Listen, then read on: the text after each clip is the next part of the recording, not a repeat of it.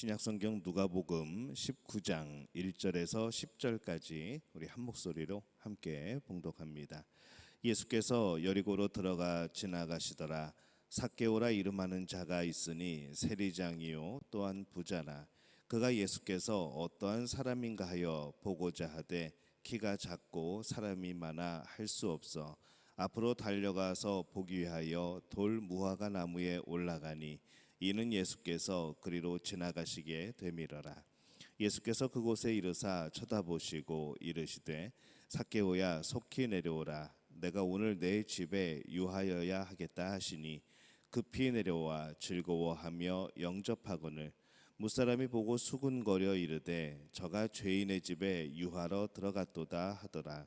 삭개오가 서서 주께 여짜오되 주여 보시옵소서. 내 소유의 절반을 가난한 자들에게 주겠사오며 만일 누구의 것을 속여 빼앗은 일이 있으면 내 갑절이나 갚겠나이다. 예수께서 이르시되 오늘 구원이 이 집에 이르렀으니 이 사람도 아브라함의 자손이미로다.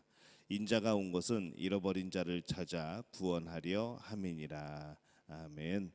할렐루야. 하나님의 은혜가 오늘 새벽에 하루의 첫 시간을 주 앞에 드리는 우리 믿음의 가족들에게 함께 하시기를 예수님의 이름으로 축원합니다. 내일은 토요일입니다. 토요일이고 또 자녀와 함께하는 새벽 기도회가 있습니다. 5시에 여기 3층 본당에서 예배를 드리게 됩니다. 차량 운행도 있습니다. 기억하시고 우리 자녀와 함께 5월 한 달을 기도로 시작하는 우리 복된 믿음의 가족들이 되어지시기를 바랍니다.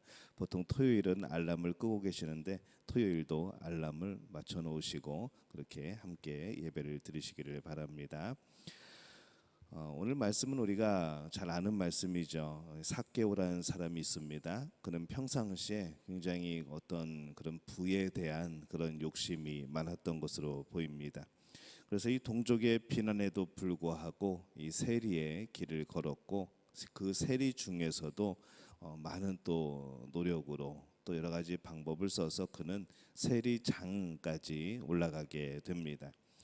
굉장히 똑똑했던 사람인 것 같습니다. 그러기에 또 세리가 되고 세리장까지 올라갈 수 있었겠죠. 세리장이 된 그는 겉으로 보기에는 이 세리로서 동족들의 비난을 받는 것 외에는 별 문제가 없었던 것으로 그렇게 생각되어집니다.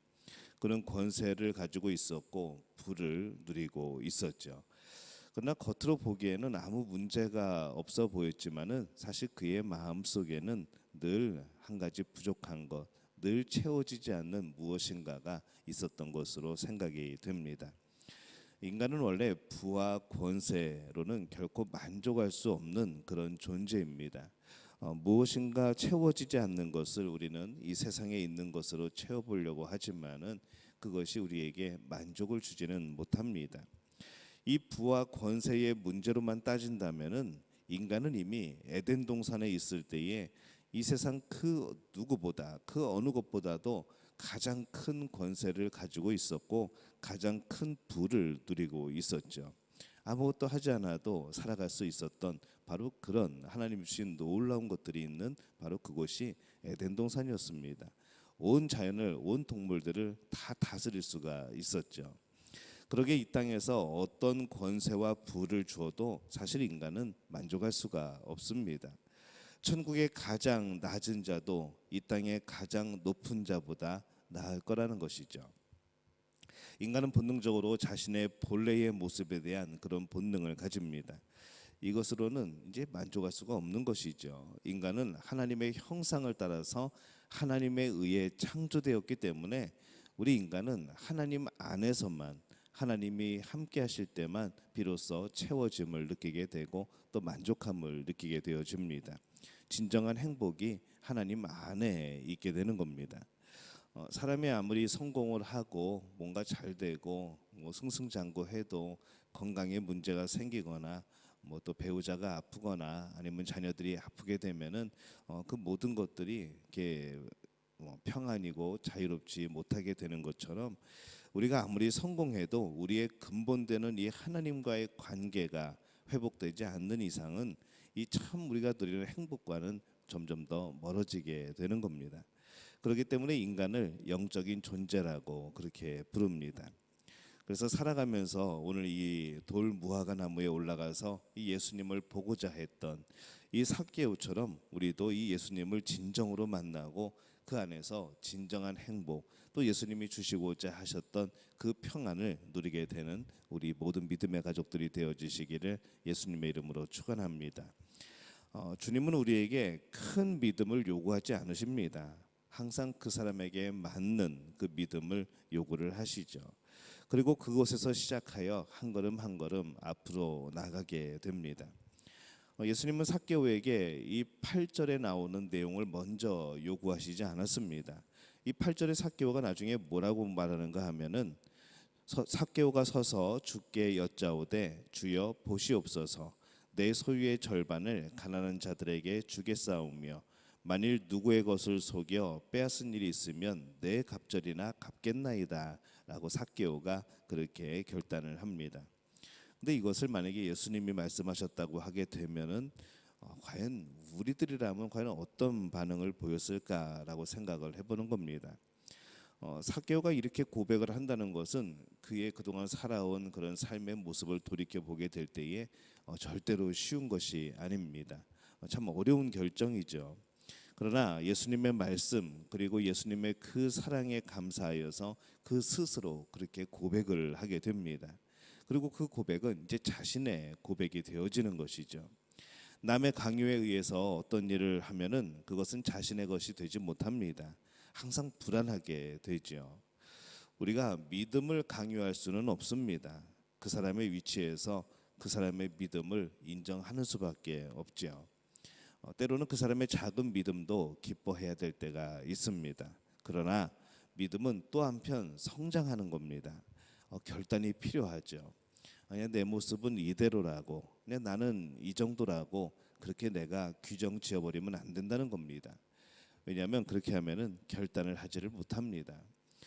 믿음은 우리의 바라는 것들의 그런 실제적인 모습이죠. 우리가 소망하는 것들이 우리의 삶에 실제적으로 나타나는 겁니다. 근데 여기에는 항상 무엇이 필요한가 하면은 결단이 필요합니다. 무엇인가 새로운 것에 대한 도전, 내 삶의 자리에서 하나님이 새롭게 깨닫게 해주시고 나에게 보여주시는 것, 그것이 때로는 나의 부족함으로 보이게도 되고 그래서 이런 부분에 있어서는 내가 좀 더 노력해야 되겠다라는 그런 결단이 또 필요하게 되어지는 것이고, 또 내가 살아가면서 나에게 또 이런 면이 있었구나라는 것을 발견하면서 또 그것을 통하여서 하나님께 영광을 돌리려는 결단이 또 이어져야 되는 것이죠. 항상 나는 안 되니까, 나는 할 줄 모르니까, 나는 뭐 능력이 없으니까, 때로는 자신의 어떤 능력이 있음을 알고서도 그냥 이게 편하니까라고 그 자리에 머물러 있으면은 우리의 믿음은 결단코 성장할 수가 없습니다. 항상 이 결단이 필요한 것이죠. 그래서 여러분 기도하실 때에 이 결단이 정말 중요합니다. 그 결단할 힘이, 자신감이 없다고 한다면은 더욱더 기도해야 되는 것이죠. 하나님께 매달려야 됩니다.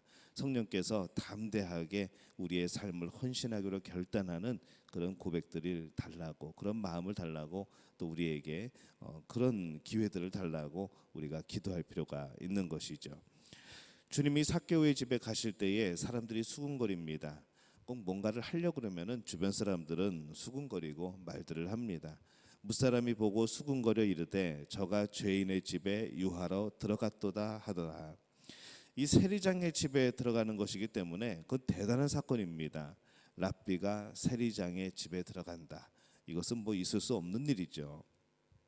지금까지 예수님에게 우호적이었던 이 사람들조차도 그 모습을 보면서 등 돌릴 수 있는 그런 사건입니다. 이제 예수님이 그것을 모르셨을까 생각해 보면은 예수님도 아셨을 겁니다. 아마 제자들이 예수님 저 집에 가면 안 됩니다. 저 사람과 식사하면 안 됩니다라고 그렇게 예수님을 말리기까지 했을지도 모르겠습니다. 그러나 예수님은 삭개오의 집에 들어갑니다. 그것이 구원의 길이고, 그것이 믿음의 길이고, 그것이 사랑의 길이기 때문에 그런 것이죠. 사람들의 비판을 감수하는 주님의 사랑, 그리고 이 사랑을 알고 또 자신의 어려운 일을 기쁨으로 또 감당해내는 이 삭개오의 모습을 보면서 그 결과가 무엇인가 보게 될 때에 이 구절의 결과가 났습니다. 구절에 뭐라고 되어 있는가 하면은 예수께서 이르시되 오늘 구원이 이 집에 이르렀으니 이 사람도 아브라함의 자손이미로다 라고 예수님이 선포를 합니다. 이 말씀을 듣고 사람들이 놀랬겠죠. 정말 세리들 욕하고 세리장을 욕했던 그런 사람들인데 예수님이 이 사람도 아브라함의 자손이라고 그렇게 선포를 하는 겁니다. 믿음의 길을 갈 때에 때로는 사람들의 수군거림이 있고 비난도 있을 수 있습니다. 그러나 우리는 이 믿음의 길이 무엇인가를 알아야 되죠. 주님이 그렇게 감당하시는 것처럼 믿음의 길이기에 때로는 어려움에도 불구하고 갈 때에 그 길은 많은 열매를 맺게 되어 있습니다. 우리는 지금 어떤 믿음을 가지고 있습니까? 날마다 결단하십니까? 그냥 이 정도로 만족하십니까? 그냥 이 정도로 살아가는 것 마음은 편할지 모르겠지만은 하나님이 기뻐하시는 삶은 아닐 겁니다. 내 영혼이 건강해지는 삶은 아니라는 것이죠.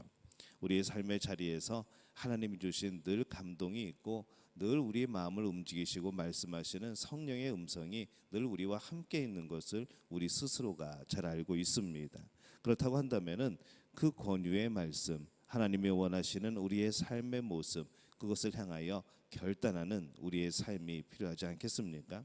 하나님이 추천하신다면은, 하나님이 도전을 주신다면 우리의 성령께서 우리 안에서 우리에게 새로운 것에 대한, 새로운 헌신에 대한 도전을 주신다고 한다면은 그것에 순종하는 것이 하나님의 자녀이고 하나님 나라의 백성이 아니겠습니까? 때로는 이 돌 무화과 나무를 올라가는 믿음, 자신의 모든 것이었던 그 물질을 풀어서 회개하는 것, 그리고 그동안 살아왔던 이 거짓된 믿음을 고백하는 그의 모습, 어떤 믿음인지는 모르겠지만은 우리는 이 믿음을 통하여 놀라운 삶의 변화를 이루어 갑니다. 그 매 순간이 바로 믿음에 의한 결단이 되어지는 것이죠. 바라기는 우리 믿음의 가족들 모두가 믿음의 성장과 더불어 하나님이 기뻐하시는 믿는 자의 결단의 모습이 되어지시기를 예수님의 이름으로 축원합니다. 날마다 그 자리에 머물러 있는 우리가 아니라, 뭔가 날마다 삶에 허덕이는 우리가 아니라 그 삶을 딛고 더 믿음의 길로 결단하고 나가는 복된 우리 모두가 되어지시기를 예수님의 이름으로 축원합니다.